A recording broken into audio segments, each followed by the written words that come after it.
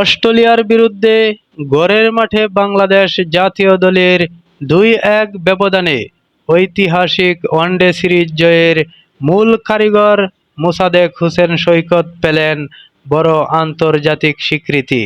সোমবার ১৩ জুলাই আন্তর্জাতিক ক্রিকেট সংস্থা আইসিসি ঘোষিত ২০২৬ সালের জুন মাসের প্লেয়ার অব দ্য মনহর বা মাসের সেরা পুরুষ ক্রিকেটারের সংক্ষিপ্ত তালিকায় স্থান করে নিয়েছেন টাইগার এই অলরাউন্ডার।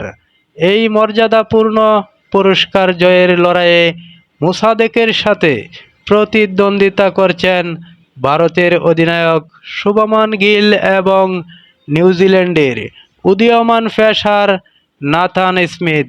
জুন মাসে অজিদের বিপক্ষে ৩ ম্যাচের ওয়ানডে সিরিজে ১১৬.২৯ স্ট্রাইক রেটে ১৫৭ রান করার পাশাপাশি অফ স্পিনে ২টি গুরুত্বপূর্ণ উইকেট নেন মোসাদ্দেক।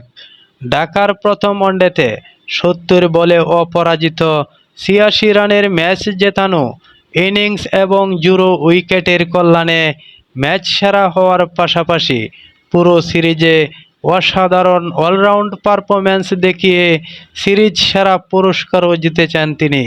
অন্যদিকে ভারতের শুভমান গিল আফগানিস্তানের বিপক্ষে টেস্ট ও ওয়ানডে সিরিজে রান ব্যানা বসিয়ে একমাত্র টেস্টে ১২৬ এবং ৩ ওয়ানডেতে ২৩৮ রান এবং নিউজিল্যান্ডের নাথান স্মিথ লর্ডস টেস্টের ৯ উইকেট সহ ইংল্যান্ডকে ২-১ ব্যবধানে টেস্ট সিরিজ হারানোর পথে সর্বমোট ১৬ উইকেট নিয়ে এই সংক্ষিপ্ত তালিকা জায়গা করে নিয়েছেন।